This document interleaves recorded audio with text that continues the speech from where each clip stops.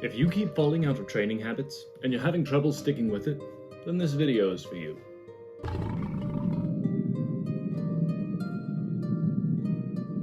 Greetings everyone and welcome to the Guild, where we help you be your best nerdy self. Now, this video was originally supposed to be filmed with this new camera of mine, however this camera sucks, so I'm back to using my phone. So I'm sorry if there's some weirdness with the audio. The back glass is completely ruined, so I have to put it in a waterproof case, especially when there's weather going on like we have now, so that it doesn't get messed up. So I do apologize over the next few videos for that. I'm working to get it fixed. However, here at the Guild we talk about a lot of stuff, from fitness to swordplay and costuming, all the way to survival and bushcraft, in an appropriately themed way. So today we're talking about starting and sticking with your goals, and I'm going to provide you with a few tips and tricks to help you out along the way. If you stick around to the end, I'll give you the method I use to stay consistent, and if you want to skip all of the fluff, go ahead, put the timestamp somewhere around here. But for those of you who want to stick around, let's get started. When I first began my fitness training a few years ago, it was extremely difficult for me to actually get started. I knew what I was supposed to be doing and I knew where to go, but these big metal circles are heavy, and video games were so much easier to play. But it wasn't until I stepped on the scale and I saw my weight that I realized that I really needed to start taking my health and fitness seriously. Now, I wasn't overweight or anything, I was actually underweight, so I had to start doing the hard things. Now, I know that this probably sounds like a lot of the things that you'll hear in this community. You know, do what's difficult and take your health seriously. But at 6 foot 3 inches tall, weighing only 135 pounds, was borderline emaciated. Now, a lot of this had to do with my sedentary lifestyle and my hot rod metabolism burning away 24/7. But whatever the cause, I was constantly having knee and joint pain, as well as joint mobility issues.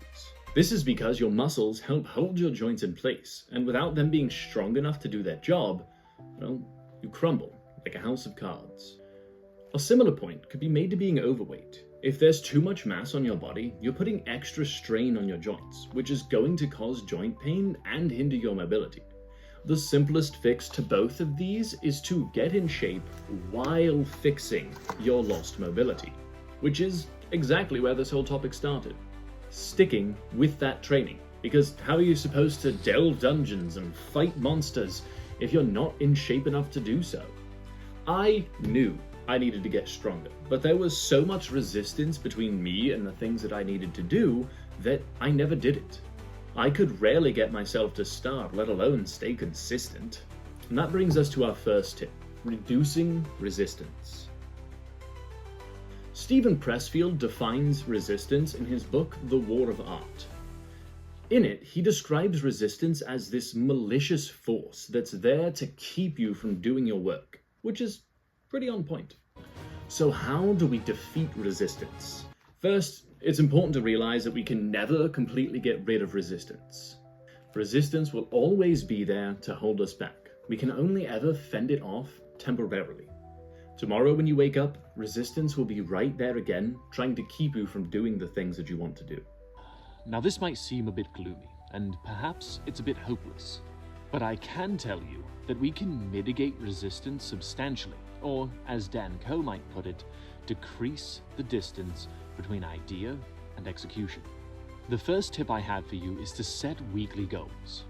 Setting a weekly goal for your training gives you clear expectations to look forward to, whether that's weightlifting, martial arts, animal flow, or whatever you might be training. Try to set aside some time every week to focus on it. The next tip is that you can start small. Maybe only lifting 1 day a week, doing a set of squats, some bench press, and some rows. And if you're new to training, the first month is mainly just training movement patterns anyway. So there's no reason for you to go out to the gym and completely destroy your body on the first day. If you do, you're probably going to wake up so sore, you're never going to want to go to the gym again.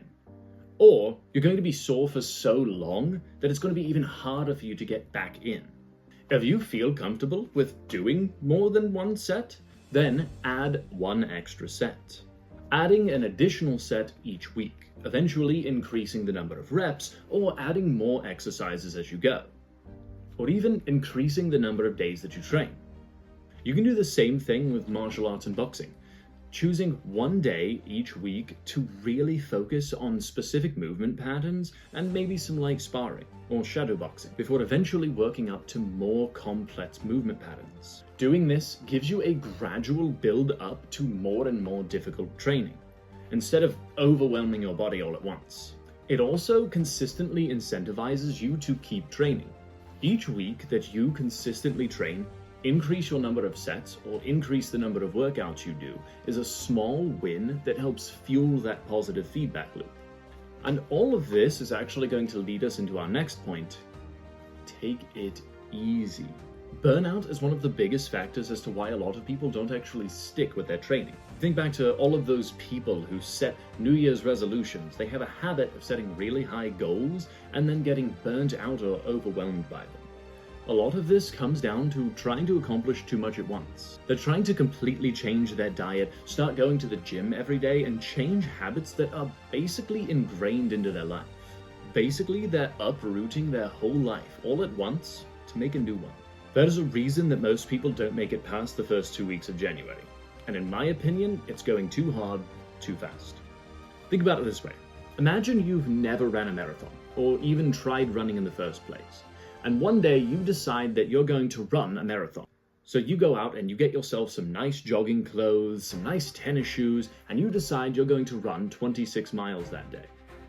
Do you think, 1, you'll even be able to do it, and 2, you'll ever want to try running a marathon again?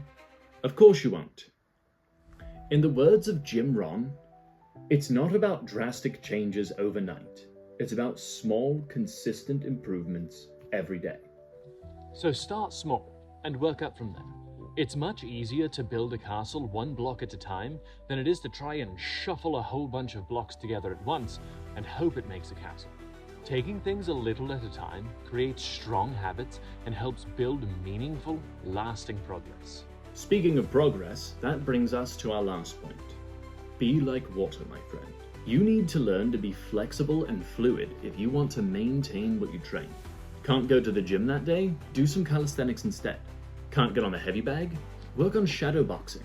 There's always something that you can do, some substitute that you can use, or some way of rescheduling the things that you need to do. Remember our first point about resistance? Well, this is just another way of resistance rearing its ugly head and trying to keep you from your work. Now I understand, sometimes there is such a wall of resistance that you can't help but wait, reschedule, or delay your plans, which is precisely where being like water is so important. Learn to flow with the hurdles of life and be ready to change direction at any moment.